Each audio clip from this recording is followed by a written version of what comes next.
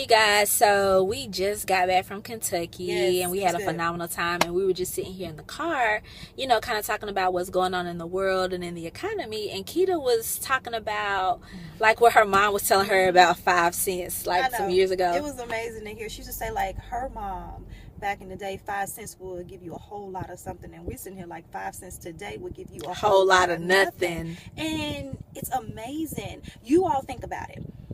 When you were younger, what did the economy look like for you? I know for me, I remember going to the candy house, being able to get the chews and the pink cookies, for a penny.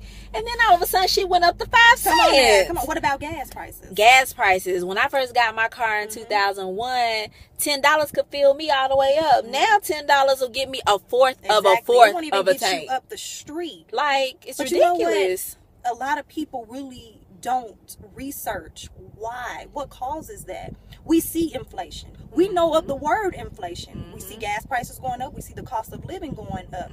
But we never take the time to really research that. Right. What causes inflation? Well, from the research that I've done, and I was so ignorant to everything that was going on, Richard Nixon took us off the gold standard back in 1971. Exactly. So our money was no longer backed by gold.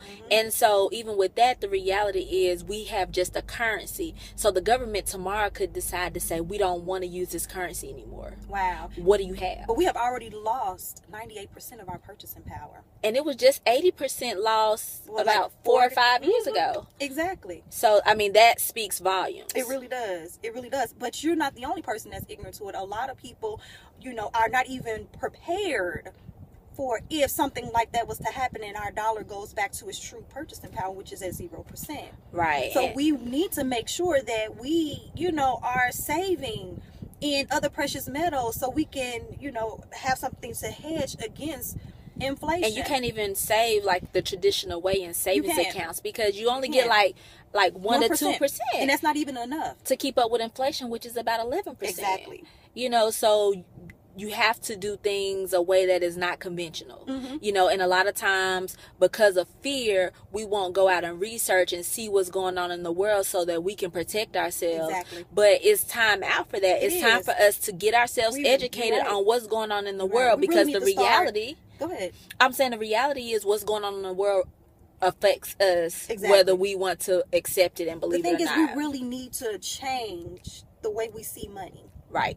Because if we change the way we see money, we'll definitely change the way we bank. Seriously. Because it really is important, to make sure that we're really educating ourselves on what the economy looks like and position ourselves so that we won't wake up one morning and everything that we have worked so hard for means nothing. Like in Zimbabwe. Exactly. People panning for gold to survive, to live. It shouldn't be that way. And, we don't want that happening to any of us. You want to get yourself set up. So do your research, find out what's going on in the world where the economy is concerned.